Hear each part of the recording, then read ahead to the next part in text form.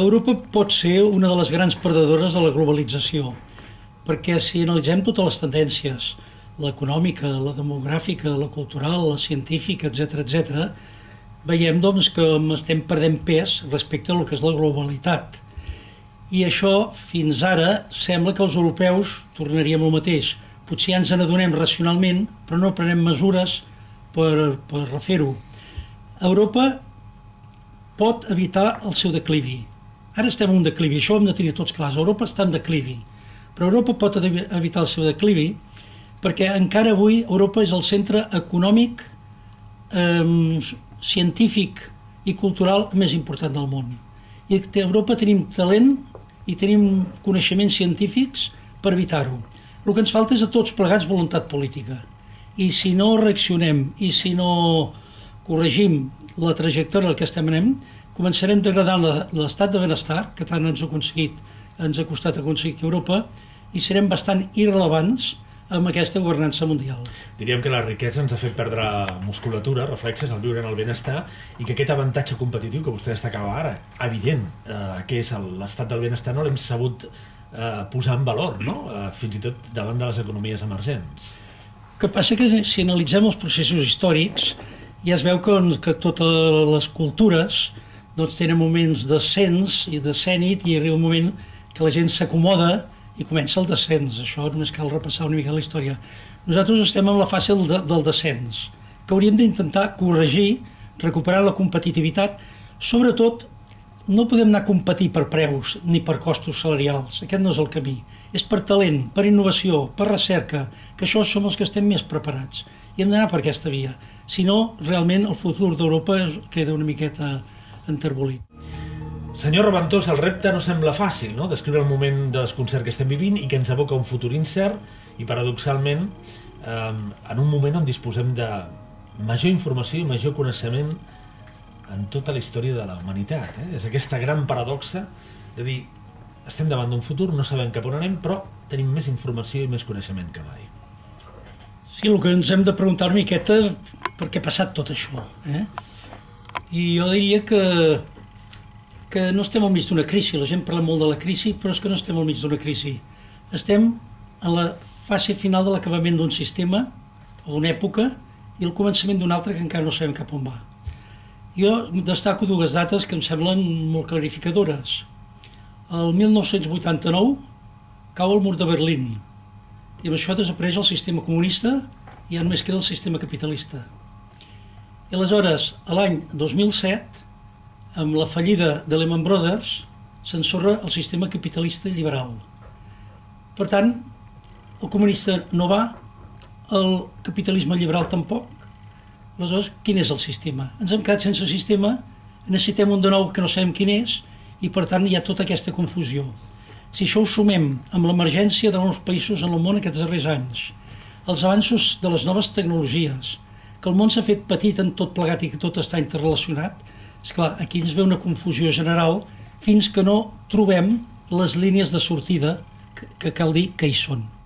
Bé, jo hi afegiria, perquè potser això no es té massa en compte, que la fallida no és només del sistema capitalista liberal, sinó que la socialdemocràcia tampoc té sortida en el problema que tenim plantejat, perquè tant un com l'altre s'han basat bàsicament en l'augment del consum. Aquí se'ns ha volgut fer creure que la felicitat venia a base de consumir més béns materials i més béns materials.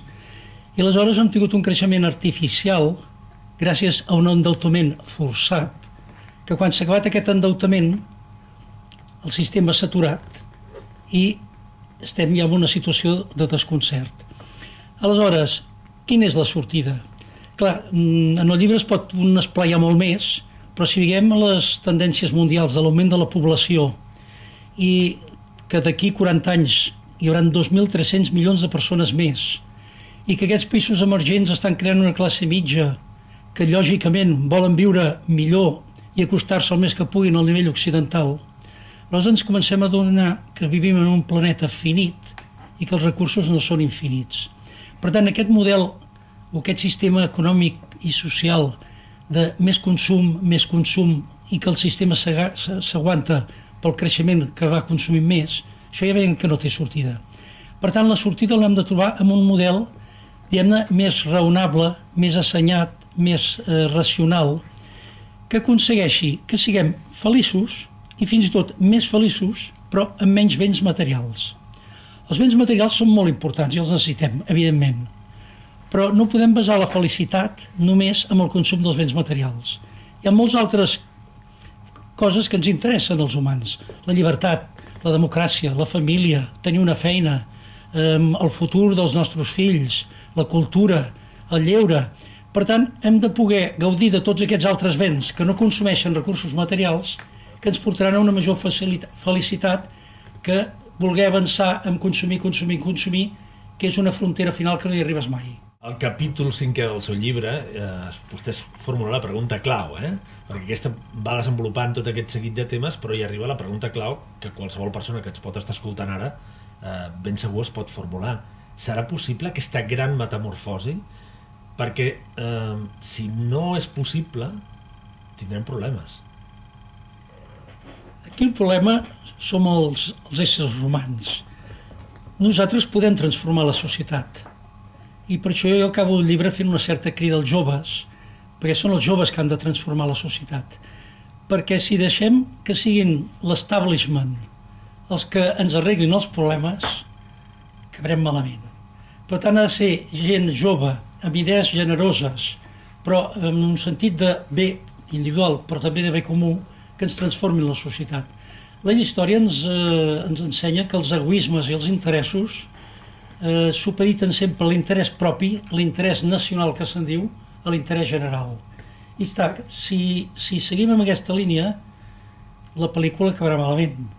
El que es tracta és de que siguem prou generosos tots, que tinguem clar que és important el benestar individual, però sempre que sigui compatible amb el benestar general.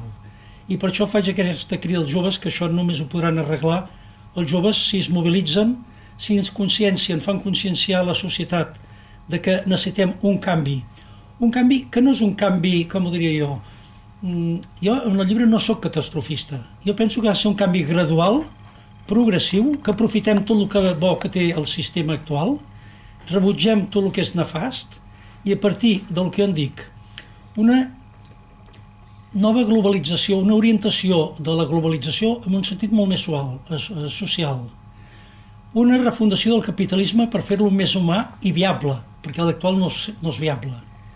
Anar cap a una governança global que encari els problemes globals del món i els hi doni solució.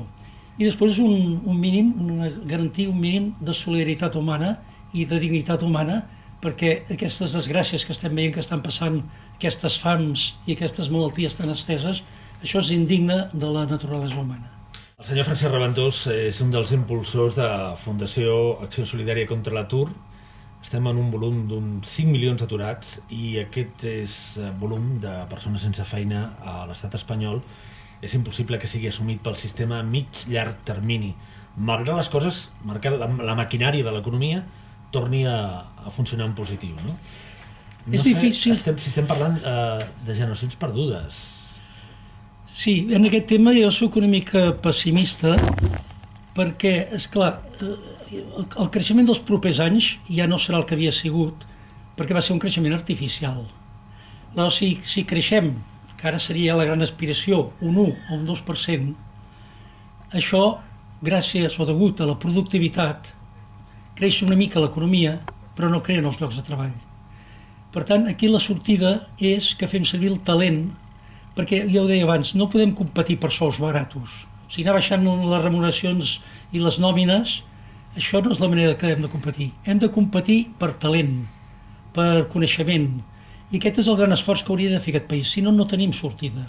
També és cert que a part d'aquests 5 milions d'aturats, difícilment es podran reconduir, i això és una situació dramàtica que té difícil solució.